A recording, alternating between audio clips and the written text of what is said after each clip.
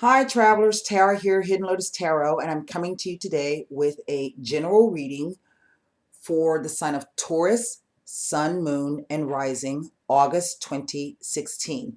Before I get started, there's a couple of things I'd like to say. The first is that for those of you who've been waiting for me to come back from my mini vacay for your phone readings, I'm going to get started on that today. I've already scheduled some people, so you'll be hearing from me. We'll get our scheduling done, and I want to thank you for your patience in waiting. I really needed that vacation. It gave me a great opportunity to just decompress, unwind, restore, renew, refresh. And I really needed it. So thank you for your patience. Those of you who are waiting for your Akashic Records readings, you're going to be hearing from me starting tomorrow. We're going to pick up and start scheduling. I appreciate your patience in waiting for me to get myself together. Those of you who have gotten the Akashic Records readings and you're giving me the feedback now on how you're doing after the reading, I want to thank you so much. That means a lot to me, and I'm glad to hear that you guys are doing a-okay, fantastic, and great. I have lowered the prices on the phone readings by $20. That's going to stand. I do have video readings. I also have prepaid tarot bundles. You guys get over, take a look. Because I'm the kind of person, I'll put a product out. If I don't get a big demand for it, I'll take it away. And typically when I do that, then people come back, well, what about the video readings? You've been asking for months for video readings. I have them out now. Go over to the website and take a look. Also, the Akashic Records readings are there, and I've got payment options. Let's see. I have a new deck called the Prisma Visions Tarot by James Eade. I waited a whole year. I was really afraid when I got the deck that it would not speak to me, but the moment I unwrapped it, as a matter of fact, I had it shipped to where I was on vacation, so I could spend a little time with it before I tried to bring it to you guys. But as soon as I unwrapped it and I opened it, it literally started to speak. And that's how my intuition works for me. When I read the cards, I can't speak for anybody else, but literally my intuition comes through clairaudience, hearing, okay, and clear cognizance, clear knowing and clear hearing. So literally when I lay a spread, the cards talk to me. All right, they speak to me. And so that's why I say I can't give you anything else, because they'll stop talking, or I don't understand what they're saying because they're not being clear. So that's how my intuition works with the cards. I think you're going to enjoy these. These might be my standard go-to deck. I'm not exactly sure. I do have the Sibyllus here for some clarification should we need. Again, this is a general reading, so the messages will not resonate with everyone. In which case, please check back to your moon and rising sign as they are posted. I'm now working, this is the Earth Triad, so I'll have 2 more videos after this, and then all 12 signs will be posted for August. Please don't come underneath the video and ask me how do I think it's going to end for you. It's a general reading, and I don't know. If you want to know that, you want more insight, the best thing to do is to purchase a reading, and I can tune into your specific energies, your specific situation, and I can give you specific answers on that. But this is general. Okay, we're going to do 7 cards down. These cards have been speaking beautifully, beautifully, and I'm so pleased. And we are still under the Pluto and Neptune retrograde. Mercury will be going retrograde at the end of this month, as well as Uranus. As we know, with Mercury retrograde, old situations reappear and old lovers come back. As with any retrograde, it's not really the time to start anything new if you can help it. If you do have to start something new, go very slowly, be very cautious, cross your T's, dot your I's, check everything. Be patient with communications. Uranus is going to be bringing about a bunch of change for people, unexpected changes, things happening out of the blue. And the best advice I can give you without looking at the cards is try not to resist the change. Try to go with the flow if you can help it, okay? To resist will sometimes make it a lot worse.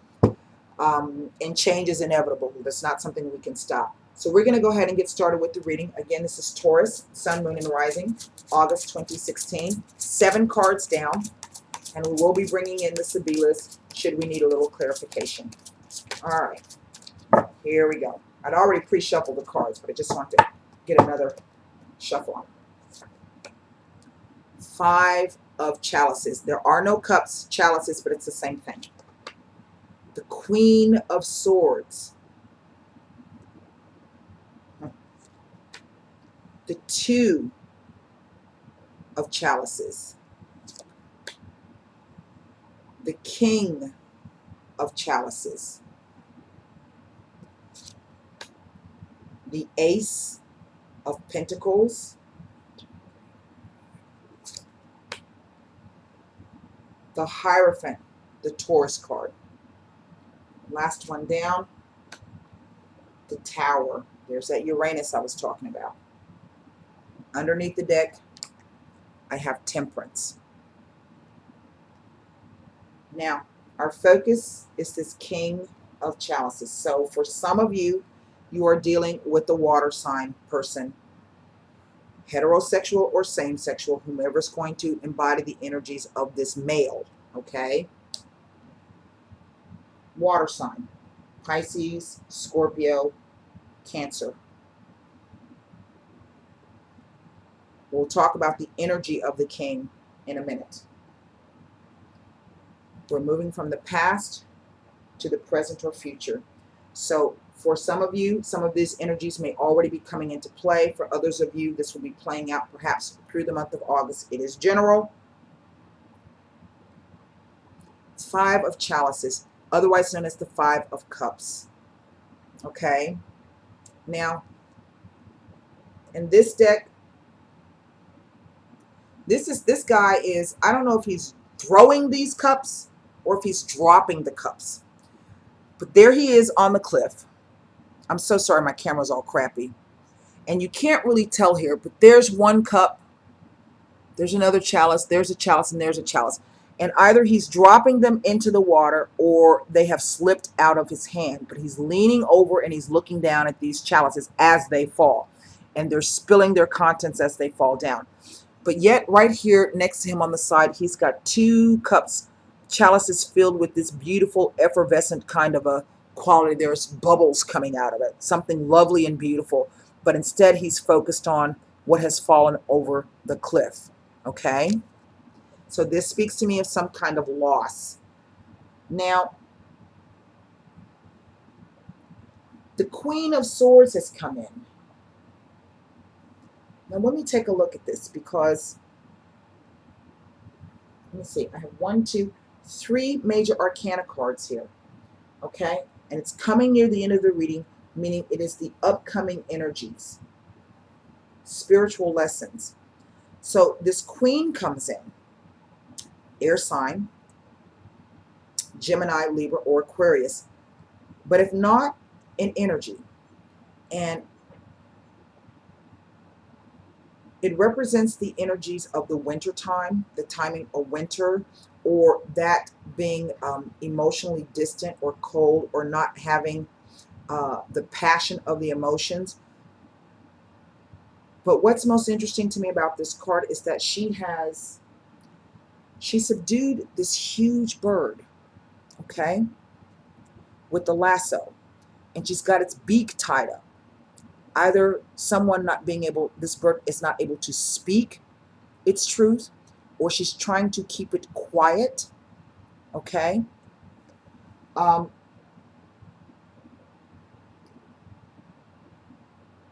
yet there's some kind of affinity with this bird because she's got wings on her dress and wings on her head. So these are either thoughts, trying to keep a containment on your thoughts. There could be some secrets here that are involved, okay? And maybe trying to cover those secrets up or hush them up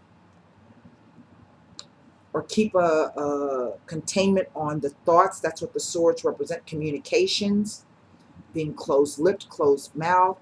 Maybe you have had to thwart someone in the sense maybe they were talking too much about you or your situation or running their mouths.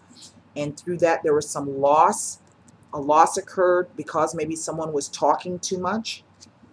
But then on the flip side of that, I have the Two of Chalices, which also speaks to the two. It's like the Two of Cups.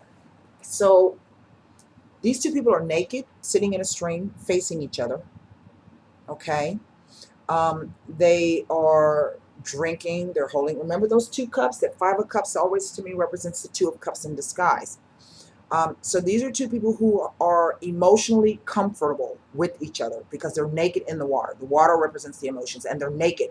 So they are, maybe some truths have come out, or maybe some truths need to come out. Okay.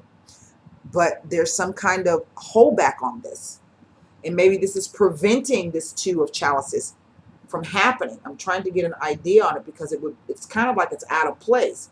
It's like we've got a loss here that has to do with either the holding back of something, the secrets, the covering up, the quiet, maybe not speaking the truth, but yet still having this emotional nakedness. And if this is not in a relationship issue that you're with someone, maybe this is you trying to get in touch with those things emotionally that you have been repressing or holding back. In the past, you've lost due to that. This King of Chalices, his arms are like this. He's inviting emotions in. He's bringing down the water. He's trying to wash and cleanse. He's bringing about a new emotional, I don't know, opportunity. He's a king.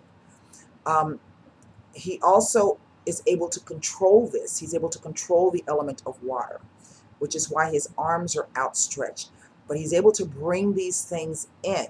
Okay, I'm going to look at this king because I don't know what he's trying to tell me. And coming with this king is this Ace of Pentacles. Beautiful. There's the courtyard. There's the trees outside the deck. You know that archway and the old Rider-Waite? But in this one, when the gate opens, all of these beautiful, I don't know if those are like, it's like fairy dust comes in. Now remember that aces are opportunities, and you have to be in the place and be ready when the opportunity comes. All right? It's just an opportunity. It doesn't mean anything.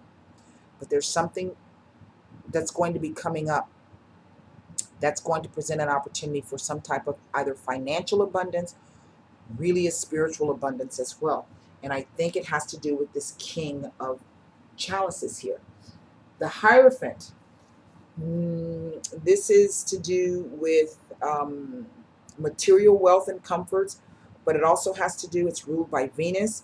It has to do with your sense of beauty, fair play, love, woman, income.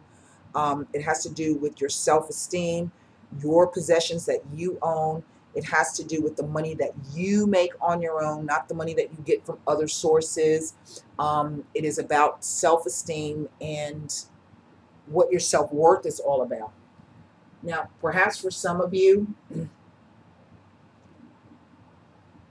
this king comes in with this offer, this ace, and it calls into question everything that the Hierophant represents. And I say it calls it into question because something gets torn down and rebuilt through this. That is a house on a cliff. And the Uranus energy is something that happens quite suddenly and unexpectedly. It's not always a bad thing. It's just something that comes out of the blue that you do not expect, you do not see. But it also brings about a sudden realization, an epiphany, a sudden clarity. It could be the clearing of the air. It could literally be you lose something quite suddenly, but yet it's going to give you an opportunity to rebuild something again. But it's going to take some time, whatever this is, because I have the Temperance here. All right. And this, the Two Cups, this is water crashing up into the cosmos. And these two cups trying to catch enough water so that they can remain balanced to fill their own cups. I'm trying to see if there's an image in here of a person. Yes, there is a person inside of this image. Uh, this is someone, I think, being overwhelmed with emotion or overcome with emotion, um, because all you can see is just the outline of the body in the water and the crashing of the water and no head. Okay? So this is going to be something, I think, that is going to be quite emotional for you. Perhaps something that is unexpected. Um, let's take a look and see. It is definitely a relationship issue. And what bothers me is this Queen of Swords and this Tower. Not, like I said, it bothers me in the sense that it reads like something really disastrous or bad. Um, whatever this is and how it plays out, there's going to be some some lessons here. I don't think the lessons are going to be easy. I don't necessarily think they're going to be very difficult either. They're just going to be, again, um, kind of roll with the punches if you can, and try not to resist the change if you can help it. The card that fell out while I was, there's two cards that fell out while I was shuffling. This one would have fallen first, the way it fell down, I think. It would be, no, it wasn't, it was this way. No, it was this way. Dileranti, stupid actions and stupid behaviors. Lecheretse. Now, normally this does speak, I do read this card as sex, so maybe this has been some type of secret affair, okay, has come to light. Or maybe you've been keeping quiet about it. But this card also speaks to a change in the way someone feels.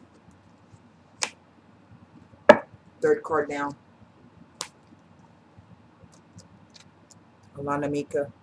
This could literally be a secret relationship has just been revealed, has come to light.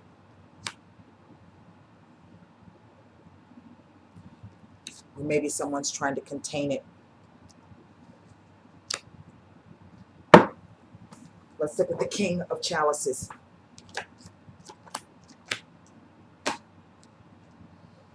The guy who's able to control the emotions, control the water, or bring down a flood of emotions. In the past, Consolante Sorpresa, this person was a comforting surprise or was able to comfort you in some way. Prigione, but now that's stuck in a place and there's sadness surrounding this, the melancholia, the depression. The Tower card.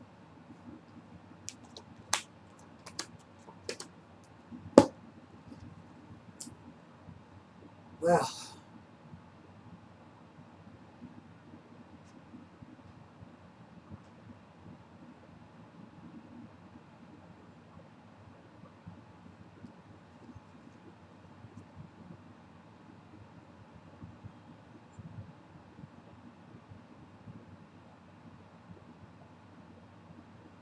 I said that this wasn't going to be something that was very bad. Let's put it this way. It's not going to be the end all, but I don't think it's going to be very pleasant. The Dottore. In the past, this was someone who was able to help or care or nurture in some way. Remember I said this queen that speaks to some type of distance, the snow, the coldness.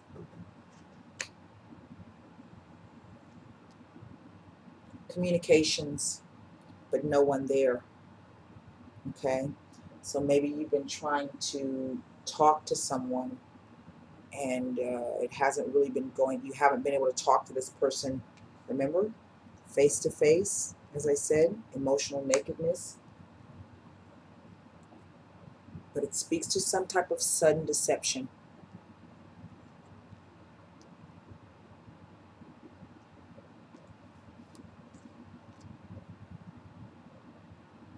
The tearing down, a sudden realization, a sudden clarity, out of the blue, something happening. And this is why the Temperance card has come in.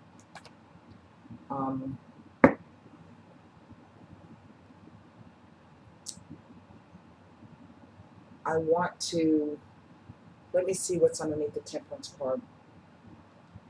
Yes, the Hermit. The Hermit. And this says two things the Hermit does to me. It says that either someone is going to find themselves alone. It also says that you're going to have to be able to dig down very, very deeply and try to learn the lesson in this.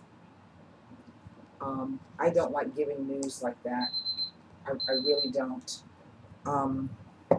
Let's see what the Sibila can tell us about this temp. Actually, I'm going to pull two cards on both of these together. This says that there's going to be a time of healing that's coming about, and that you're going to have to do this alone. You're not going to have that support or that person who may have been a rock for you.